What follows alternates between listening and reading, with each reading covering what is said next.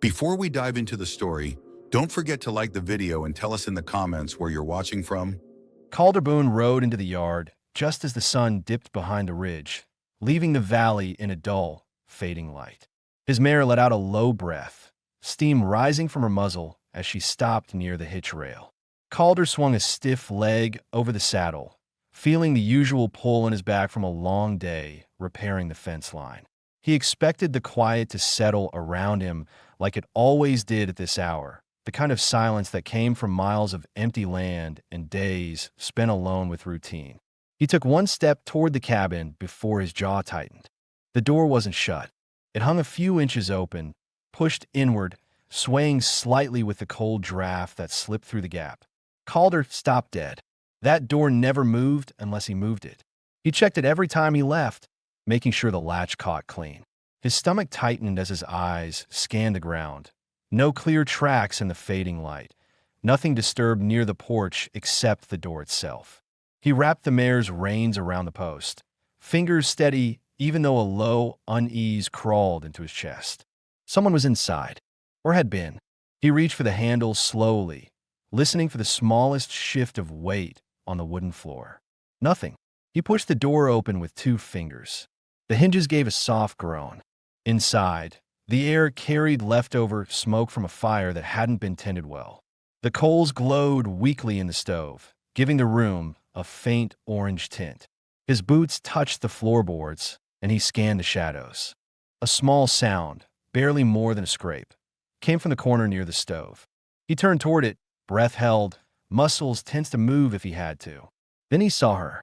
An Apache woman sat curled on the floor, wrapped tight in one of his blankets. Her posture was tense, ready to spring up, but her exhaustion showed in the way her shoulders sagged and her head dipped slightly forward. Her long black hair clung wetly to her skin, damp from melted frost. The torn buckskin dress she wore had pulled apart at the seams from hard travel, leaving uneven strips of fabric hanging where they shouldn't. Her bare legs were pulled in close to her body for warmth. For a moment, Calder didn't move. He wasn't afraid. He just didn't understand what he was seeing, and surprise made him think slower than usual. His heartbeat kicked up, but he kept his breathing steady. Her eyes lifted toward him, dark, alert, frightened, yet controlled. She looked like someone who had run out of strength, but still had enough pride not to beg. "It was open," she whispered, her voice rough and thin. Calder didn't answer right away. He took one small step inside and shut the door behind him, sealing the cold out. His hand rested near his belt, not for a weapon, just out of habit. He studied her, evaluating the situation the same way he did when approaching a wounded animal or a cornered rider. No assumptions, no sudden movements. "I see that," he said finally. She flinched at the sound of his voice, not from the tone, but from the reality of being discovered. He saw the reaction, and part of him softened, not out of pity, but because she looked like someone who had reached her limit long before stepping inside his home. Calder crouched near the stove, putting his back partially to her, a small calculated risk that showed he wasn't planning to force her out or threaten her. He pushed the dying coals together and added another log, watching the embers brighten and catch. The new flame sent a wave of light across the room, revealing more details on her skin. Bruises along her arms, faint marks across her ribs, a trembling in her hands she tried to hide beneath the blanket. She pulled the edges tighter around her body, adjusting it to cover the torn parts of her dress. Calder pretended not to notice. His mind worked through possibilities. Why she was here, who she was running from, and what kind of trouble might follow. But the immediate thing he felt wasn't anger or frustration. It was concern, not for himself, for her. "You hurt anywhere?" he asked, eyes still on the fire. "No," she said quickly, too quickly. He heard the lie, but didn't challenge it. Not yet. He stood and removed his gloves, setting them on the table. His pulse had steadied, and his thoughts settled into order. The situation was unfamiliar, but the danger wasn't immediate. She wasn't attacking. She wasn't armed. She was just cold, exhausted, and scared. "Fire'll come back stronger in a minute," he said quietly. "You can stay there until it does." She watched him with a mixture of caution and confusion, as if trying to understand why he wasn't shouting, questioning, or pulling her up by the arm. Every man she had met recently had done something worse. He stepped back, giving her space instead of taking it. Her shoulders loosened a fraction. The room warmed slowly. Calder leaned against the table, studying her again with a calmer mind. She looked like she hadn't slept more than a handful of minutes and days. She looked like she had run until her body nearly quit on her. And she looked like she had expected a different kind of man to walk through that door, one who would take advantage of her weakness. He wasn't that man, and something in her expression shifted when she realized it. The fire grew steadily as the new log caught, sending warmer light into the corners of the room. Calder stayed where he was for a moment, letting the heat push back some of the cold that had slipped inside with the open door. He didn't move closer to her, didn't speak again right away. He wanted her to set her own pace. A frightened person backed into a corner made mistakes. He had learned that lesson more than once. She shifted slightly under the blanket, pulling one knee up to brace herself. The fabric slid enough for him to notice a tear along the side of her dress, the edges frayed from travel. She tugged the blanket higher to cover it, and her eyes flicked away, embarrassed, but not enough to break completely. He cleared his throat and stepped toward the shelf near the stove. "You eaten?" It came out simple, flat. He wasn't sure how much her nerves could handle. She hesitated, as if unsure whether the question was safe to answer. "No." Calder nodded once. That response told him what she feared, being asked to pay somehow for food she didn't yet have. He opened a tin of beans, poured them into a small iron pot, and set it near the edge of the stove. The beans began to warm slowly, giving off a faint, earthy smell that filled the cabin in a familiar way. Asha watched every movement he made. He could feel her gaze on his hands, on the way he handled the pot and the spoon. She was reading him the same way he was reading her, carefully and with the kind of attention born from surviving bad encounters.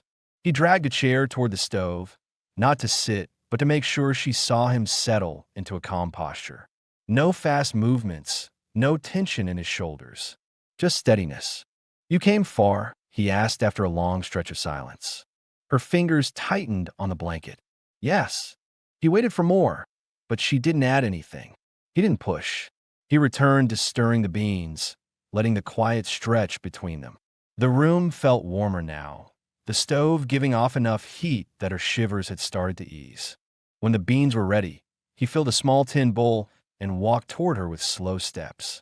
She straightened immediately, preparing herself for anything, and he stopped a few feet away so she didn't feel cornered. "Here," he said, holding the bowl out. Her hands shook as she reached for it, just enough that he saw her body was running on the last of its strength. She kept her eyes down while she took her first bite, eating slowly at first, then faster as hunger pushed past caution. He didn't comment on the speed. He just returned to the table and leaned a hip against it, arms crossed loosely, watching the fire instead of her face. He sensed her glancing at him between bites, trying to gauge whether he was annoyed, suspicious, or simply waiting for her to finish so he could tell her to leave. He showed none of that. He kept his breathing slow, kept his posture relaxed, because he knew tension could spark fear in someone who'd been running. When she set the empty bowl down with a soft clink, she whispered, "Thank you." "You're welcome." His voice was calm, even. "You can rest there by the stove. It throws the best heat." Her head lowered slightly, as if she hadn't expected the offer. She adjusted the blanket and eased down until she lay curled on her side, facing the fire. For the first time since he opened the door, she looked like she was allowing herself to breathe. Calder watched the way her eyelids fluttered as exhaustion tugged at her. She fought it for a few seconds, probably afraid she'd wake to someone standing over her. But her body was too spent to hold out. Her breathing slowed, becoming steady and deep. She was asleep. Calder exhaled softly. He didn't feel threatened anymore. What he felt was something closer to responsibility. She was hurt, alone, and terrified enough to break into a stranger's cabin. And yet she hadn't harmed anything, hadn't touched a weapon, hadn't acted aggressive once she realized who had walked in. He sat at the table, pulled out his knife, and began sharpening it, the slow, rhythmic scrape grounding his thoughts. His mind sifted through possibilities. What had driven her here? Who might come looking? Would they follow her tracks through the snow? He didn't like unanswered questions, but he also didn't want to wake her for answers she wasn't ready to give. The room warmed further. The fire crackled. Outside, the wind pressed softly against the wooden walls. Inside, the only movement came from the small rise and fall of her breathing. He glanced toward the door once more to make sure it was locked, then returned to his seat. He wasn't used to sharing the cabin with anyone, but tonight the presence didn't feel intrusive. It felt like something that had happened for a reason he couldn't yet name. As the firelight shifted across her sleeping form, Calder felt a slow, unfamiliar pull in his chest, a mix of protectiveness, caution, and something he couldn't define yet. He didn't disturb her. He sharpened his knife, listened to the steady scrape of steel, and kept watch while she slept. The cabin woke slowly under the first thin line of morning light that pushed through the gaps in the shutters. The air inside had cooled during the night, but the stove still held enough warmth to keep the room from dipping into the uncomfortable cold that usually settled in by dawn. Calder stirred awake in his chair at the table, his neck stiff from sleeping upright. He rolled one shoulder, then the other, listening to the quiet before moving. Asha still lay curled near the stove, wrapped tightly in the blanket. Her breathing was steady, her face softer in sleep than it had been the night before. Without the tension gripping her features, she looked younger, though exhaustion still clung to her. Calder stood carefully, not wanting the floorboards to creak too loudly. He poured water into the coffee pot and set it on the stove. The metallic clang of the pot lid caused her eyes to snap open instantly, her hand gripping the blanket with sudden alarm. Her reaction was sharp, too sharp for someone who had rested so deeply. She pushed herself halfway up, breathing faster, her eyes tracking him as if trying to confirm where she was and whether danger had come again. Calder lifted both hands slightly, not in surrender, but as a gesture to show he wasn't approaching. "Just coffee," he said. "Nothing else." Her shoulders eased a fraction, but she kept her posture guarded. She shifted herself to sit upright, pulling the blanket around her torso to cover the torn fabric of her dress. For a moment, she watched him prepare the pot, studying the rhythm of his movements the way someone studies a stranger they aren't sure they can trust. "How long did I sleep?" she asked, her voice lower than last night, scraped from fatigue. "Most of the night," he answered, poking the coals to bring them back to life. "You needed it." Her expression tightened slightly, as if she didn't want him to see how worn she had been. She ran a hand over her hair, trying to tame the strands that had dried unevenly against her skin. "I shouldn't have stayed that long," she said. "You didn't have much choice," Calder replied. "Your body made that decision for you." That comment landed with more truth than she seemed comfortable with. She wrapped the blanket tighter and stayed silent until the coffee began to bubble. Calder poured a cup and placed it on the table, glancing toward her. "When you're ready," he said simply. She stood slowly, testing her legs, and he noticed the slight stiffness in her movements, the kind that came from running until the muscles cramped. She stepped toward the table with small, careful strides, positioning herself with the blanket still wrapped securely. She sat down across from him and lifted the cup with both hands for warmth. She took a sip, winced slightly at the bitterness, then drank again. "My name is Asha," she said quietly, her eyes fixed on the steam rising from the coffee. Calder remained still. He didn't look surprised. He just nodded once. "Calder Boone." She seemed to weigh the sound of his name before continuing. "You want to know why I came here? I figured you'd tell me when you felt ready." Asha blinked, taken aback by his patience. Most men would have demanded answers right away. He shrugged. "Most men cause the kind of trouble you were running from." That hit deeper than he intended, and her posture shifted as if she wasn't sure how to handle a man who didn't try to corner her with questions. She lowered the cup and drew in a slow breath. "My people were camped near the foothills," she began, choosing her words as carefully as someone stepping across cracked ice. "We had a small band, my mother's cousins, a few children. We stayed quiet. We hunted little. We didn't bother the ranchers." Calder listened without blinking or moving. He recognized the strain in her voice, the way trauma sat just beneath each sentence. But riders came from the east 2 nights ago, she said. White men. 5 of them.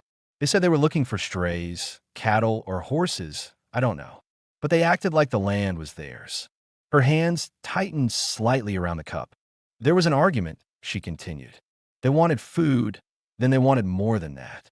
One of them grabbed my cousin. My uncle pushed him away. She paused, throat tightening. They pulled rifles. People scattered. I ran. Calder clenched his jaw. He didn't interrupt.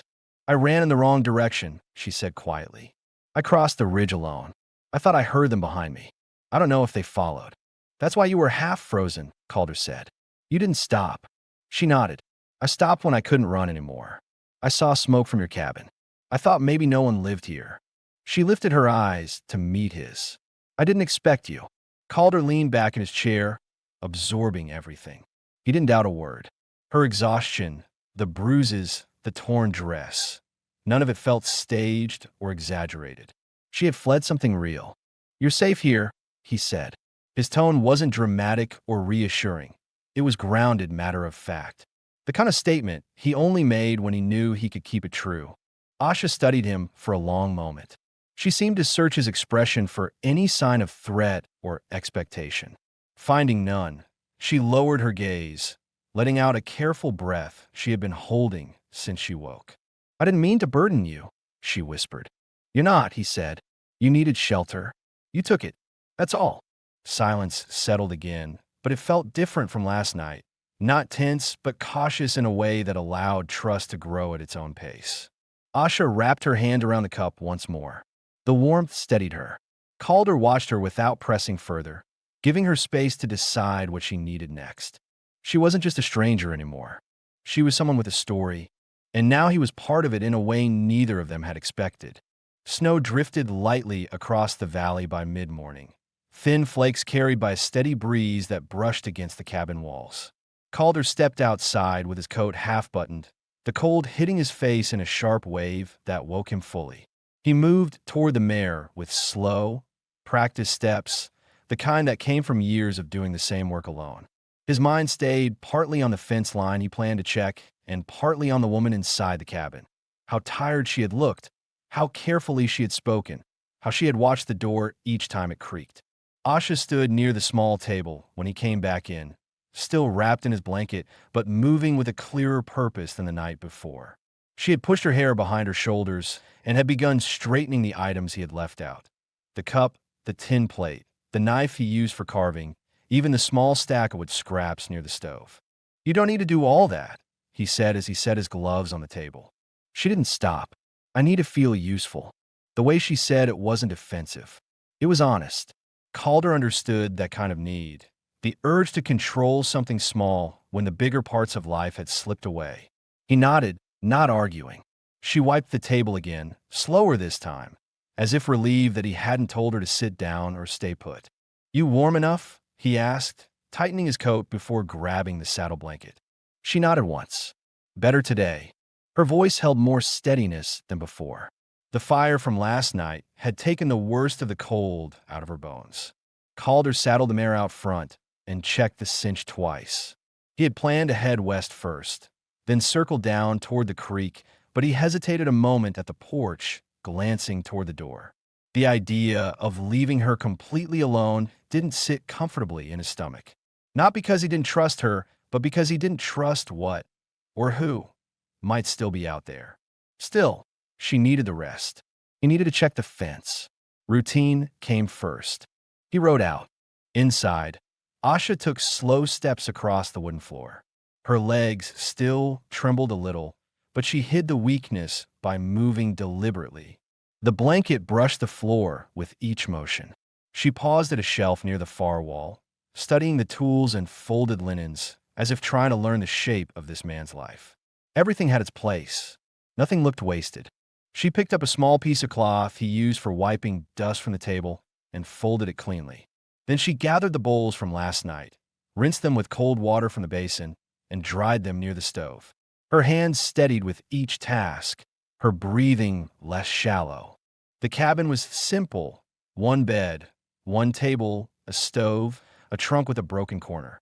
She scanned the room slowly, absorbing the details like someone trying to memorize a place she might need to recall under pressure. She paused at the doorway and listened. No horses, no voices, just wind. She stayed inside. Calder returned 2 hours later with snow accumulating on his coat. He set the tools down by the door and stomped the slush from his boots. Asha straightened from where she was kneeling near the trunk, her hands resting on her lap, as if she wasn't sure whether she had overstepped. "I'll put things back how they were," she said quickly. He studied the room. It wasn't perfectly arranged. He didn't work with that kind of precision, but it was cleaner, tidier, calm in a way he didn't realize he had missed. "You did fine," he said simply. A small, almost unnoticeable shift crossed her expression. She relaxed her shoulders. He moved past her to set more wood beside the stove, and she stepped aside without him needing to speak, reading his intention before he finished the motion. She opened the stove door for him without being asked. He placed 2 logs inside. Neither commented on the cooperation. It just happened. Shared movement. Shared space. No tension. Later, they ate a small midday meal, bread and leftover beans. Asha ate slower this time, not rushing the food. Calder noticed she kept glancing toward the window, watching the snow lighten as the clouds began to thin. "You're still expecting them," he said. She didn't deny it. "I don't know how far they followed." He took a drink of water and set the cup down. "Nothing out there right now except snow. That doesn't mean they're gone." "No," he admitted, "it doesn't." Her eyes searched him, not for answers, but for the measure of his certainty. She needed to know whether he was the kind of man who noticed danger early. She needed someone who wouldn't panic if trouble arrived again. Calder leaned back in his chair. "If anyone comes near, I'll see them first." The statement was simple, not promised lightly. Asha absorbed it with a slow breath, her gaze lowering to the table as if the tension in her chest eased by one small degree. In the afternoon, Calder brought in the saddle and hung it near the wall. Asha swept the floor using a thin broom that looked like it had been repaired several times.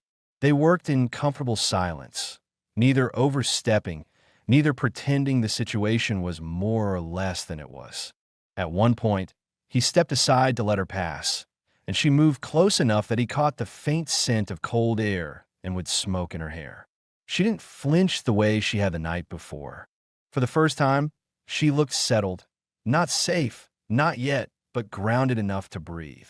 When evening approached, Calder prepared a small pot of stew, and Asha sat on the floor near the stove, warming her hands.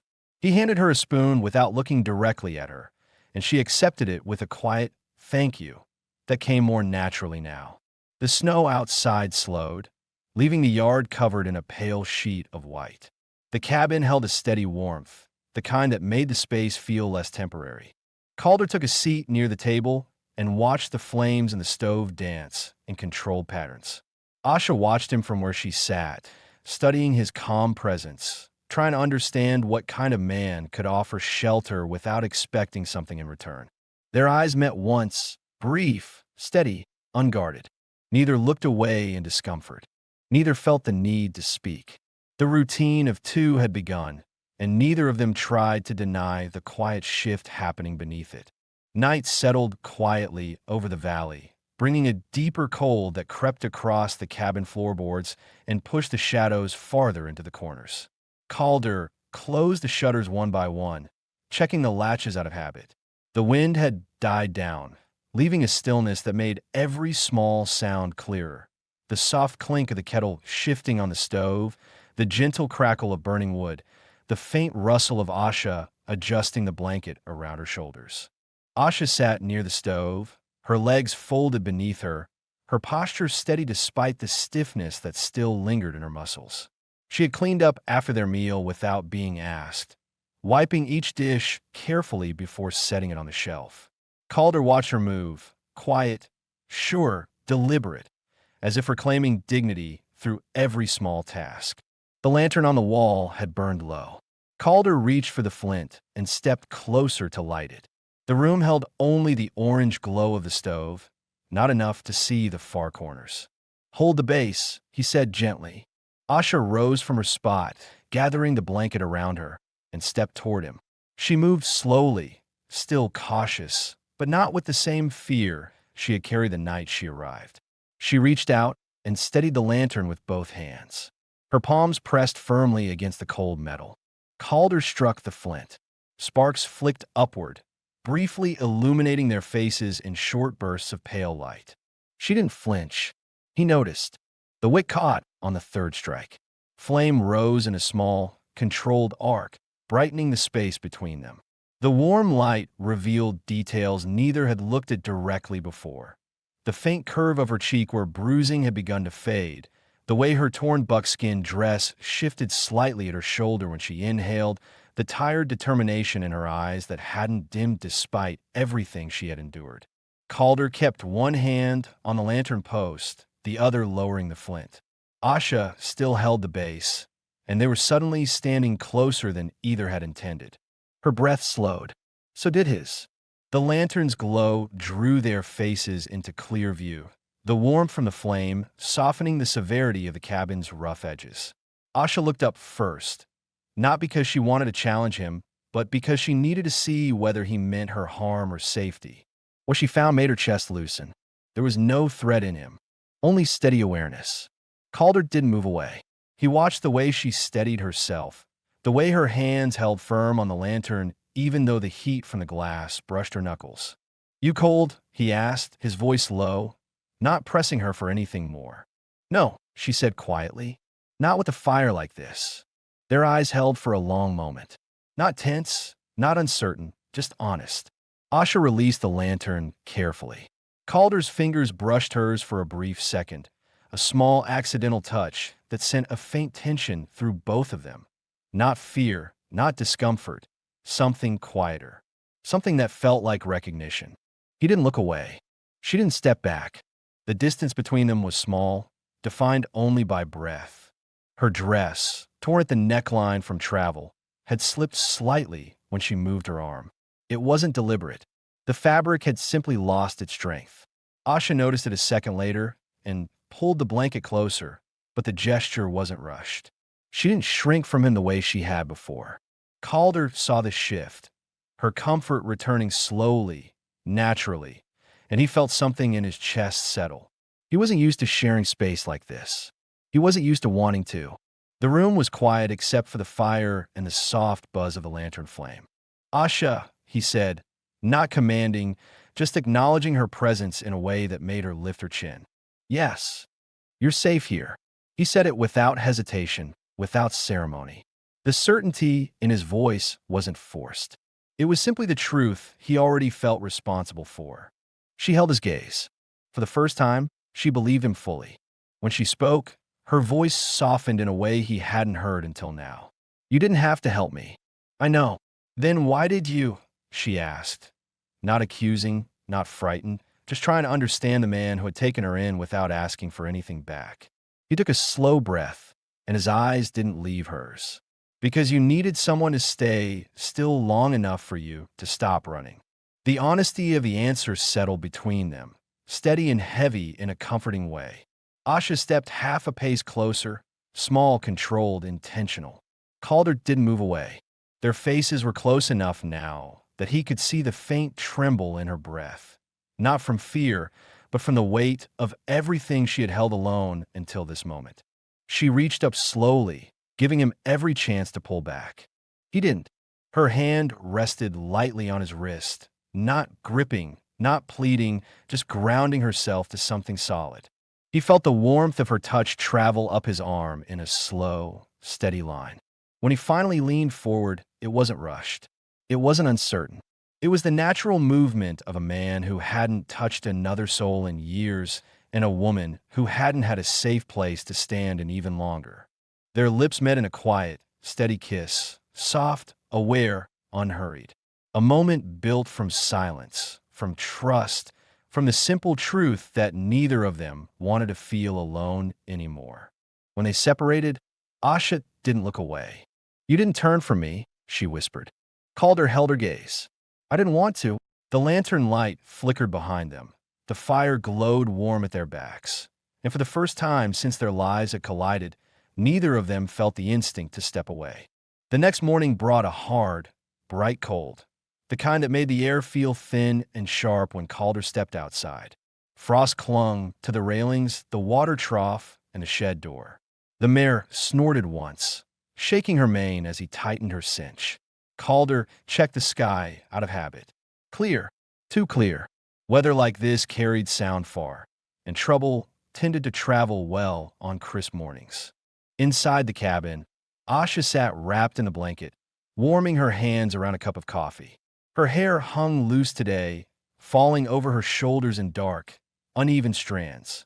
She looked steadier, but her eyes followed him every time he moved toward the door. "You'll be gone long?" she asked. "Not long," he answered, sliding his gloves on. "Just checking the creek line. Snow melts faster down there." She nodded, but didn't hide the concern tightening her jaw. "If you see riders, I'll see them before they see me," he said, not as reassurance, but as fact. Calder stepped outside and shut the door quietly behind him. The ride to the creek took 15 minutes. The sun glinted off the frozen patches of ground, lighting the valley in stark whites and dull grays. Calder kept his posture loose in the saddle, but his eyes active, scanning the horizon, the tree line, the breaks in the snow. He guided the mare toward the creek bed, where thin sheets of ice formed and broke under the slight warming of the morning. He dismounted near a bend in the creek where the mud stayed soft beneath the frost. That was when he saw it. Boot prints. Not old, not washed out. Fresh. Calder crouched and placed 2 fingers along the edge of the imprint. The depth told him the rider was carrying gear or weighed heavy. The angle of the heel told him the man had been moving with purpose, not wandering. The stride was unbroken. Whoever it was had passed through without pausing. His stomach tightened. Someone had been close. Too close. He followed the trail a short distance, careful not to disturb the prints. The horse tracks beside them matched the boot marks. Single rider, strong horse, not a ranch animal. More likely a man used to long travel. The prints cut toward the ridge, then vanished where the ground turned rocky. Calder straightened slowly and exhaled through his nose, a controlled breath meant to settle the instinctive tension building in his shoulders. The timing wasn't coincidence. Asha hadn't been wrong. She had been followed. He mounted the mare and turned her back toward the cabin, pushing the pace faster now. Snow kicked up behind them in thin bursts. Asha was near the stove when Calder stepped inside, his boots hitting the floor harder than usual. She stood immediately, reading his posture before he spoke. "What did you find?" she asked, her voice tight. "Tracks," he said, hanging his coat. "Fresh ones." Her face went still, not shocked, not panicked, but deeply aware. "How many?" "One man, maybe more nearby. Hard to say." She wrapped her arms tighter around herself. "I thought I lost them. I thought the cold would slow them down." Calder studied her, noting how her breathing sharpened, how her hands dug slightly into the blanket. He didn't want to push her back into fear, but he needed the truth. "Are they the same men who came to your camp?" he asked. She nodded once, slow but certain. "They don't give up easily. If they think something belongs to them, they follow until they take it." Calder felt something shift inside him. Not anger, but a grounded resolve, the kind that formed when a threat crossed a line. He had survived enough conflict to know the type of men she described. Men who acted like the world was theirs to claim. He stepped closer, resting a hand on the back of the nearest chair. "You're not alone now. They'll find this place harder than they expect." Asha looked up at him, her eyes searching his face for any uncertainty. Finding none, she released a slow breath. "What if they come today?" she asked. "Then I'll be ready," he said simply. She lowered herself onto the wooden stool by the stove, absorbing his words in silence. Calder could see her trying to steady her thoughts, fear pushing one way, the memory of last night pulling another. "You think they know I'm here?" she asked quietly. "Someone rode close," he said, "close enough to try and see something. But the cabin windows don't give much away, and the snow covers tracks fast. They didn't come up to the porch." Asha nodded, gripping the blanket around her shoulders. Calder poured her a cup of warm water, the closest thing to tea they had left. She accepted it with both hands. He noted how her fingers trembled only slightly this time. "You did right coming here," he said, voice low. She blinked, surprised he meant it. You think so? She asked. I do, he said. You needed shelter. And I know the kind of men who scare people into running. You weren't wrong to get away. She swallowed, the tension in her face loosening a fraction. I just didn't expect someone to help me. Calder shrugged lightly. Sometimes help comes from places you don't expect. Asha held the warm cup close to her chest and let the heat settle her breath. Calder watched her for a moment, noticing the way her shoulders dropped slightly as exhaustion wore through her fear, the way her eyes softened as if she was beginning to trust the ground she stood on. Outside, the wind brushed lightly against the walls. Inside, the tension sat between them, but not in a dangerous way. More like the steady awareness before a challenge, something they would face together whether they had planned to or not. Asha finally spoke again, her voice steady this time. If they come, I won't hide behind you. Calder held her gaze. I won't ask you to. She nodded once, firm, grounded, ready. The moment settled into quiet understanding. The threat now had a shape, a distance, a direction, and neither of them intended to face it alone. Snow thinned by late afternoon, leaving the valley under a pale stretch of light. Calder spent the day close to the cabin, cutting wood and checking the eastern fence while Asha stayed inside, repairing what she could of her dress with a bone needle she kept tied at her hip. They said little, but silence had become something steady between them, something that didn't need filling. By sundown, the air began to settle into the familiar cold that came before nightfall. Calder stepped onto the porch to bring in the last armful of firewood. That was when he heard it. Hoofbeats. Slow, measured, deliberate. The sound traveled across the valley with no attempt at hiding. Calder froze for half a heartbeat, then placed the wood down quietly and reached for the rifle leaning by the door. He didn't raise it, didn't need to yet. He stepped onto the porch fully and scanned the ridgeline. Two riders came into view, silhouettes against the fading sky. Their coats were heavy, dusted with frost, their horses moving with the steady confidence of men who traveled far without tiring. They were headed straight toward his land, not passing through, not wandering. Purposeful. Inside the cabin, Asha straightened from her seat near the stove. She hadn't heard the voices yet, but she sensed the shift in Calder's steps, quieter, firmer, heavier in a way that meant something had changed. Calder, she called, standing. They're here, he said through the crack in the door, voice low but controlled. Asha's breath hitched. She moved to the window and took her place just beside the frame where she could see out without being seen. Her eyes sharpened instantly, her body tightening in ways that showed memory rather than fear. She recognized the kind of posture men carried when they believed the world owed them something. The riders stopped by the fence, their horses snorting clouds into the cold air. One man was tall with a strong jaw and deep lines around his mouth, someone who smiled rarely. The other was heavier, thick through the shoulders, his coat torn at the sleeve as though he'd ridden hard without stopping. Calder walked to the edge of the porch, stopping where the last board met the snow. He didn't shout. He didn't approach their horses.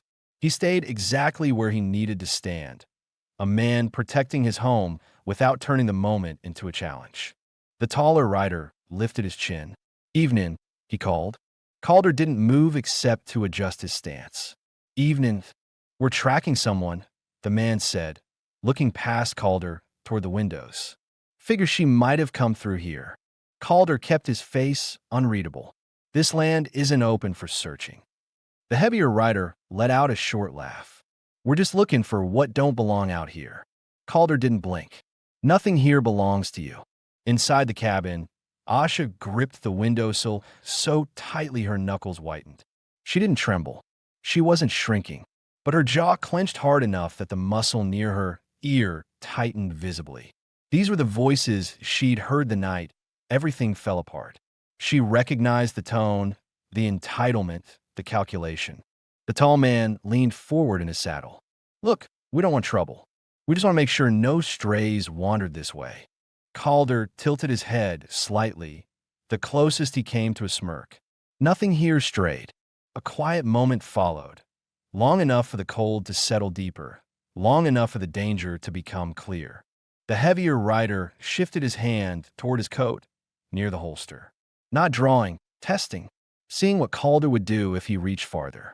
Calder responded by planting his boots more firmly. He didn't touch his rifle. He didn't lift his head. But his posture changed just enough that even from inside the cabin, Asha felt the air tighten. The tall man exhaled sharply through his nose. "We'll have a look around. Then we'll be on our way." Calder's voice didn't rise, but it lost all softness.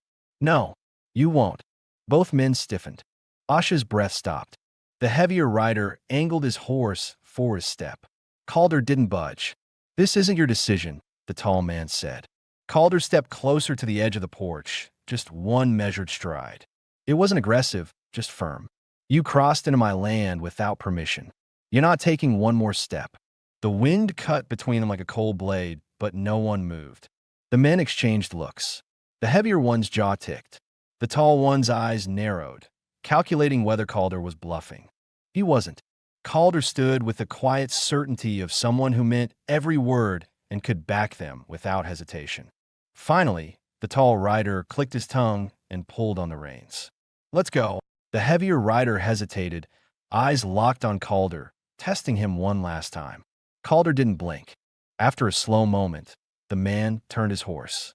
They rode off toward the ridge, their silhouettes shrinking until the sound of hoofbeats faded into the cold air. Calder didn't turn around immediately. He listened until he was certain the men were far enough they couldn't double back without being heard. Only then did he step inside, closing the door behind him. Asha stood stiff near the window, wrapped in the blanket, her breathing shallow from holding too much in for too long. Calder set the rifle down gently and met her eyes. "They're gone." She swallowed hard. For now, he agreed. But they didn't get what they came for. Asha stepped closer, not out of fear, but out of something steadier, something like choice. She touched the edge of his sleeve, her fingers trembling slightly. "You stood for me," she said. Calder looked down at her hand, then back at her face. "This is my home. You're here. That makes you under my protection." Her breath shuddered once, but not from fear. It sounded like relief. She didn't let go of his sleeve. He didn't step back. In that moment, the danger outside felt distant, and the bond between them drew tighter, not from words, but from what he had proven without hesitation. They were no longer just sharing cabin. They were facing the same direction, the same threat, the same future, whether either of them had planned it or not. The night settled heavy over the cabin, thicker and quieter than the one before. No wind, no shifting branches, no animal calls from the ridge. Just a stillness so complete that every sound inside felt sharper. The soft clink of the stove settling, the faint scrape of Asha adjusting her blanket, the controlled breath Calder released after standing guard at the window for a long stretch of time. He hadn't lit the lantern. The fire alone kept the room visible, glowing across the wooden walls in slow waves. Light made a man visible from far off, and Calder wasn't in the mood to offer anyone a clear target. Asha stood beside the window, not directly in front of it, but close enough to watch the open valley. Her posture stayed tight, not from panic, but from the weight of memory. The same men who had torn apart her camp had stopped at this property. She kept replaying the sound of their voices in her mind, hearing the same tone they had used when grabbing her cousin, when pulling rifles, when demanding what was never theirs. Calder set his rifle against the wall and stretched his hands toward the stove to warm them. His jaw stayed tight, and he kept glancing at the door with a steady, assessing look. He was thinking through the angles, the blind spots, the terrain, preparing without admitting it out loud. "You think they'll come back?" Asha asked quietly. He didn't answer right away. He picked up another piece of kindling and placed it on the fire, watching the flames lick up its edges. "If they do," he said finally, "they won't try talking first next time." Asha swallowed hard. "They think I belong to them." Calder turned his head toward her, his voice steady, but carrying a deeper note now. "You don't." She didn't look away. "They won't accept that. They're leaving this land alive only if they do," he said, not raising his tone, not speaking in threat, just stating the outcome he was prepared to enforce. Asha breathed out slowly, grounding herself. She moved away from the window and sat near the stove. Calder watched her gather the blanket tighter around her shoulders. Her dress hung unevenly where the seams had torn, showing the curves of her waist and the bruising along her upper arm. She didn't hide them anymore, not from him. Calder sat across from her, ensuring he could see both the door and the window from where he rested. She studied him, how he sat with one foot planted firmly, how his hand rested near his belt, how his awareness never drifted far from the room's edges. "You've dealt with men like them before," she said after a long pause. "Too many times," he replied. "Did you win?" He met her eyes. "I survived." She nodded, understanding the difference. Hours passed without either of them sleeping. Asha worked a small carved token between her fingers, something tied to a strip of her dress earlier.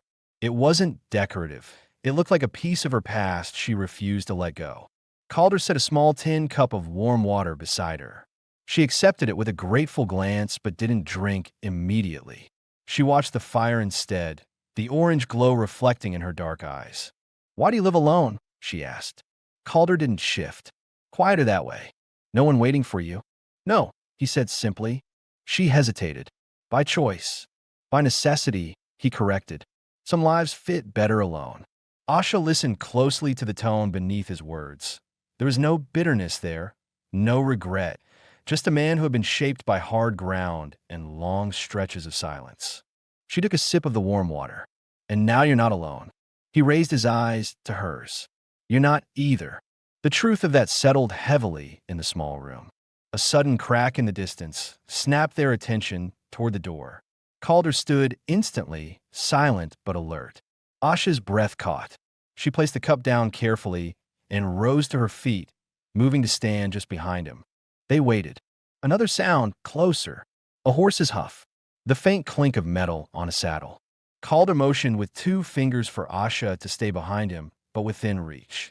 She obeyed without argument, pressing her shoulder lightly against the wall as she steadied her breathing. The footsteps of a man approached the porch boards, slow, testing the weight before stepping again. Calder lifted his rifle, but kept it pointed slightly downward, ready but not yet drawn. A firm knock struck the door. Not frantic, not uncertain. Confident. Asha stiffened. Calder didn't answer. A second knock followed, slower this time. Boom! A familiar voice called from outside. One of the riders from earlier, the tall one. "We need one more word." Calder didn't move from his position. His voice came low. "You're done talking." A beat of silence. The rider exhaled, the breath visible through the crack under the door. "You're protecting someone who doesn't belong here." Calder lifted the rifle slightly.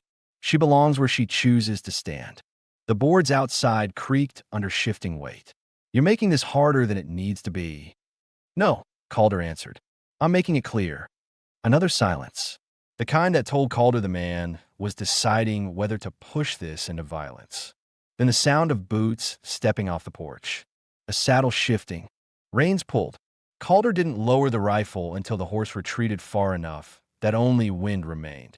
Inside, Asha's knees wavered as the tension drained all at once. She reached for the table to steady herself. Calder set the rifle down and crossed the room in 2 steps. "You all right?" he asked. She nodded, though her breath still trembled. "They'll come back." "I know. And when they do." Calder held her gaze.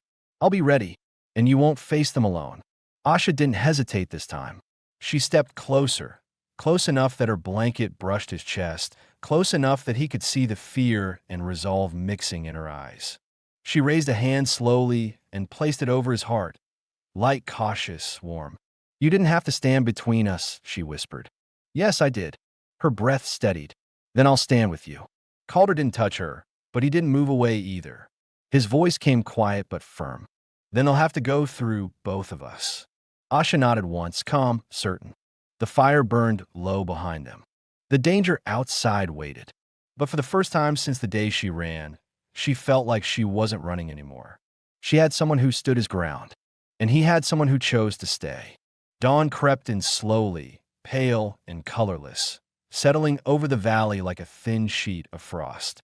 The cabin felt warmer than the outside world, but tension still lingered in the corners of the room from the night before. Neither Calder nor Asha had slept. They had taken turns watching the window, listening for hoofbeats, waiting for the riders to return. They did not. By mid-morning, the sky cleared, leaving a wide stretch of sunlight over the snow. Calder stepped outside, just long enough to check the tracks near the fence. They were already fading, softened by fresh powder and wind. The riders had moved on for now, but he knew men like that rarely quit easily. They would think. They would regroup. They might circle back. When he re-entered the cabin, Asha was sitting at the table, her blanket wrapped around her shoulders, her hair falling loosely across her back. She looked tired but grounded. Her eyes followed him as he hung his coat by the door. "You checked the ridge?" she asked. "Yes. They're gone. For now," Calder said. "But they'll consider coming again." Asha didn't flinch. She had reached a point where nothing surprised her anymore. Not danger, not hardship, not the idea of someone coming to take her away. She had lived with threats too long to fear the next one as sharply. But Calder noticed something different today. She wasn't bracing herself alone. She wasn't curling inward. She was looking straight at him, as though she had already decided something he hadn't yet spoken. He poured 2 cups of coffee and set one in front of her. "You should rest," he said. She shook her head. "I won't sleep today." He sat across from her. The fire crackled softly, giving a steady rhythm to the silence. Asha studied him for a long moment before speaking. "Last night, when you stood between me and the door, I didn't understand it at first." Calder remained still, waiting. She continued, her voice steady but low. "You could have told them I wasn't here. You could have given them what they wanted. It would have ended quickly." Calder looked up at her directly. "That's not how I handle things." Asha's fingers curled around the blanket, grounding herself. "Why?" He didn't look away. "Because letting them take you would sit wrong in every part of me." Asha's breath caught, not with fear, but with a quiet emotional weight she hadn't expected. She stood slowly and walked toward the stove, as if she needed movement to steady herself. She touched the edge of the warm iron, absorbing its heat through the blanket. "When I ran," she said quietly, "I didn't look back. I didn't think anyone would help me. I didn't think anyone would care. I just wanted to stay alive long enough to find someplace quiet." Calder stepped toward her, not too close, but close enough to show he was listening. "You found quiet here," he said. She nodded. "But I didn't expect to find someone willing to fight for me." He inhaled deeply, letting her words settle. "You're not a burden, Asha, and you're not something for anyone to claim." She turned toward him, her eyes steady, not wavering now. "Then let me tell you what I choose." His throat tightened slightly, though he didn't show it. "I choose to stay," she said.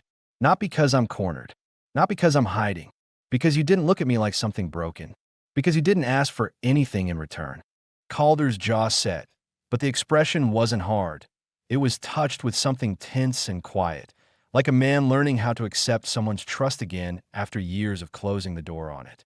Asha stepped closer, her blanket brushing his coat. She reached up slowly and placed her hand against his chest, right over his heartbeat. Her touch was gentle, unguarded. Calder felt the warmth of her palm through the fabric. "You protected me," she whispered, "not as something owed, but as someone you wanted to keep safe." He didn't deny it. He didn't step away. He placed his hand lightly on her waist, not pulling her in, just resting there. A steady, grounded touch. "I want you here," he said. The words were simple but honest. "Not as a guest. Not until the riders stop coming. As long as you choose it." She didn't even take a full breath before answering. "I choose it." There was no hesitation, no fear, no uncertainty. Asha leaned into him, letting her forehead rest lightly against his shoulder. Calder lowered his head, breathing in the faint scent of her hair, smoke, cold air, and something uniquely her. He wrapped one arm around her, slow and sure, giving her enough space to pull away if she needed to. She didn't. They held there for a long moment, saying nothing. The kind of silence people shared only when they finally stopped running. When Asha pulled back, her eyes shone with quiet certainty. "Whatever comes, we face it together." Calder nodded once. Together. Her hand slipped into his. His fingers closed around hers with natural certainty, something that felt earned, not forced. The danger from the riders still lingered somewhere in the distance, but the cabin no longer felt like a place of hiding. It felt like a place chosen, a place where two people had decided, without needing to speak it aloud, that they weren't alone anymore. A home wasn't just walls and fire. It was the person who stayed when everyone else left. And for the first time in years, Calder felt like this was home for both of them. The next morning arrived calm and clear, the cold softer than usual, the sky a steady pale blue stretching above the valley. Calder stepped outside first, his breath rising in slow white clouds. He scanned the ridges, the tree line, the open trail that cut through the snow. No movement, no hoofbeats, no sign of the riders. For the first time since Asha arrived, the land felt quiet in a way that didn't carry tension. Just morning stillness. Inside the cabin, Asha folded the blanket she had slept under and placed it neatly on the bed. She moved with an ease she hadn't shown before. Less guarded, more grounded. Her bruises had begun to fade. Her steps were steady. When she looked toward the door, her eyes didn't carry the fear of someone expecting danger at any second. Calder entered, stamping snow from his boots. "Ridge is clear," he said. "They're not coming back." Asha breathed out slowly. "You're certain?" "As certain as a man can be," he replied. "They rode off yesterday knowing they'd get nothing here. And men like that don't enjoy failure. They'll try somewhere else. Not here." Asha nodded, not out of blind trust, but because she believed him. She had seen the way he stood against those riders. She had seen the way he guarded the cabin all night. The certainty in his voice wasn't arrogance. It was experience. Calder took off his coat and hung it by the door. A moment passed, quiet, familiar, before he spoke again. "You don't have to leave," he said. The words came steady, not hesitant, like something he had decided after a long night of thinking. "You don't need to find someplace else or keep running. You can stay here with me. This home is big enough for two." Asha studied him, not rushing the moment. "You mean that?" "I do." "What about the men who might come again?" she asked. Calder stepped closer, stopping just in front of her. "If trouble finds us, we face it together. Not as strangers, not as someone sheltering someone else. As people who built something side by side." Asha's eyes softened. "And what is it we're building, Calder Boone?" He took a slow breath. "A life." The room felt warmer than the fire could make it. Her gaze didn't waver as she stepped closer, the torn edges of her dress brushing lightly against his shirt. She touched his forearm gently, grounding herself with the quiet confidence that had grown between them. "I want that too," she said. "A life that isn't running. A life where I wake and see someone who stands with me. Someone who doesn't look at me like I'm something to take." Calder's expression shifted, soft, resolute. "You're someone to choose, Asha." Her breath caught, not in fear, but in something full and steady. She reached up and rested her palm lightly against his cheek, her thumb brushing a faint line near his jaw. He didn't move away. He leaned into her touch. "What happens now?" she asked. "We start fresh," he said. "Not as a man giving shelter, not as a woman escaping danger. As two people deciding not to be alone anymore." Asha nodded slowly, meaningfully. "Then I stay." The simplicity of the statement carried the weight of everything she had endured. It wasn't desperation. It wasn't circumstance. It was choice. Calder lifted her hand from his cheek and held it between both of his. He drew her closer, not forcefully, but with the steady pull of someone who knew exactly what he wanted and respected every inch of her space. When she stepped fully into his arms, the decision felt complete. They kissed, warm, unhurried, certain. Not a moment born from fear or exhaustion, but one that marked the beginning of what they chose together. The rest of the day moved quietly, the way new beginnings often do. Calder repaired the barn hinge that had loosened in the wind. Asha tended the mare, brushing out the winter coat with slow, confident strokes. When she worked, she carried herself with belonging, not as a visitor, not as someone temporary. Inside the cabin, she placed her carved token on the table near the stove, not as something she clung to for safety, but as a piece of her past finding a place in her future. Calder noticed it when he came in. He paused, understanding the significance without her needing to explain. You planning to keep that here? He asked. She nodded. It belongs in a home. This is mine now. Calder didn't smile often, but something close to it pulled at the corner of his mouth. He stepped behind her and rested a hand on her waist, gentle and certain. The marinade softly outside. The fire crackled. Snow drifted lightly past the window. Life didn't change with grand gestures out here. It changed with quiet choices. Asha turned to him, leaning her forehead against his chest. I never thought I'd find a place where I could stop looking over my shoulder. You found one, he said, wrapping his arms around her. And you're safe here, with me. She closed her eyes, letting the warmth of the cabin, the steadiness of his hold, and the peace of the valley settle into her bones. Then this is home. Calder pressed a soft kiss against the top of her head. Our home. The words settled between them with certainty. As evening came, they stood together outside the cabin, watching the sun sink behind the ridge. Neither spoke. They simply stood side by side, sharing the same view, the same breath, the same quiet gratitude. Asha reached for his hand. Calder took it immediately, their fingers intertwining with easy familiarity. No threats approached. No hoofbeats echoed across the valley. Only peace. A peace they had earned. A peace they would defend together. And when they stepped back into the cabin, now their cabin, they did so with the clear, undeniable understanding that this was the beginning of a shared life.